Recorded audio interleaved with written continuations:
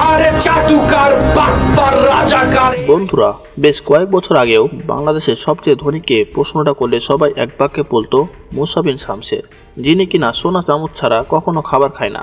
কিন্তু আপনারা কি তার ছেলে সম্পর্কে জানেন? তার ছেলের নাম ববি হাজ্জাজ। হ্যাঁ বন্ধুরা, ঠিকই শুনেছেন। তবে ববি হাজ্জাজ তার বাবার পরিচয় নয়, বরং তিনি সবার পরিচিত মুখ হয়ে উঠেছেন তার নিজের কাজের মাধ্যমে। ববি হাজ্জাজ একাধারে শিক্ষক, লেখক, রাজনীতিবিদ, এমনকি এনডিএম দলের প্রতিষ্ঠাতা। ববি কোনো দলকেই ছেড়ে কথা বলতেন না। তার বক্তব্যের কারণে বিব্রতা প্রকাশ করত আওয়ামী বিএনপির বড় বড় নেতারা। তো চলুন সবার প্রিয় ববি হাজ্জাজ সম্পর্কে জেনে আসি। ববি হাজ্জাজ 1974 সালের এপ্রিল মাসে জন্মগ্রহণ করেন। তিনি একজন বাংলাদেশী রাজনীতিবিদ। তার পিতার নাম মুসা বিন শামসের আর মাতার নাম Kaniz Fatema Chowdhury. Hajjaj Maple Leaf International School থেকে প্রাথমিক পড়াশোনা শেষ করেছেন। 90 দশকে অস্টিনের টেক্সাস বিশ্ববিদ্যালয় থেকে রাষ্ট্রবিজ্ঞানে স্নাতক ডিগ্রি অর্জন করেন। স্নাতকোত্তর পড়ার সময় তিনি বিশ্ববিদ্যালয়ের পত্রিকার জন্য লিখতেন। তিনি একাধিক রাজ্য সিনেট এবং গভর্নরেটাল নির্বাচনী প্রচারণায় কাজ করেছিলেন।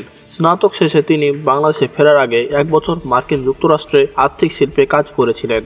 ফিরে আসার পরে তিনি ব্যবসার বিকাশে কাজ শুরু করেন এবং কয়েকটি জাতীয় ইংলিশ দৈনিকে নিয়মিত পত্রিকায় লিখতেন, যার মধ্যে ডেইলি স্টার অন্তর্ভুক্ত ছিল। 2003 সাল থেকে তিনি 3 বছরের বেশিরভাগ সময় আমেরিকা, ইউরোপ এবং মধ্যপ্রাচ্যে ব্যবসার বিকাশ এবং কৌশল পরামর্শে নিযুক্ত ছিলেন।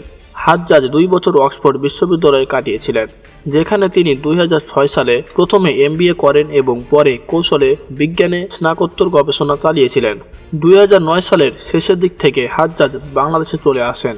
ফিরে আসার পরে তিনি নর্থ সাউথ বিশ্ববিদ্যালয়ে ব্যবসায়িক কৌশলতে প্রভাষক এবং গবেষক হিসেবে কাজ করেছেন। 2013 সাল শেষ হতে ডেইলি ইন্ডিপেন্ডেন্টের সাথে কলামিস্ট হিসেবে কাজ করেছেন। বর্তমানে তিনি ঢাকা ট্রিবিউনে পত্রিকায় কাজ করেন। তিনি সামাজিক ভাষণ এবং রাজনৈতিক সমস্যা নিয়ে উন্মুক্ত আলোচনা করেন।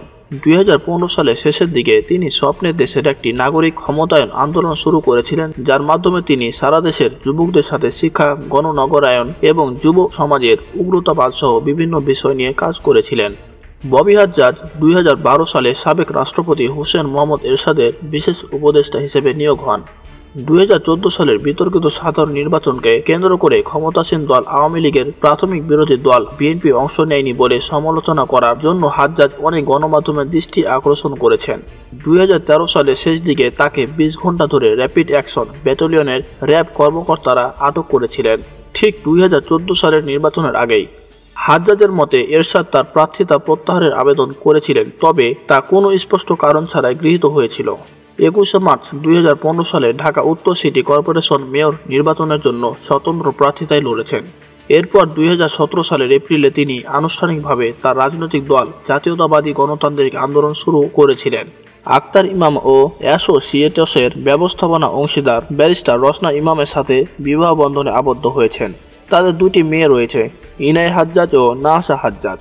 ববি হাজ্জাজ নাগরিকের হাতে সরকারি ক্ষমতা ফিরিয়ে দেওয়ার একমাত্র উদ্দেশ্য নিয়েই 2017 সালে 24 এপ্রিল জাতীয়তাবাদী গণতান্ত্রিক আন্দোলন অর্থাৎ এনডিএম দল প্রতিষ্ঠা করেছিলেন।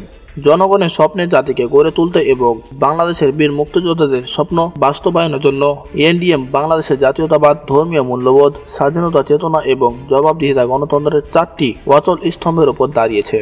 তো প্রিয় বন্ধুরা, এই ছিল ববি হাজ্জাজকে নিয়ে আজকের ভিডিও বিষয়ে কোনো মতামত থাকলে কমেন্ট বক্সে অবশ্যই জানাতে পারেন। দেখা হবে পরবর্তী কোনো ভিডিওতে।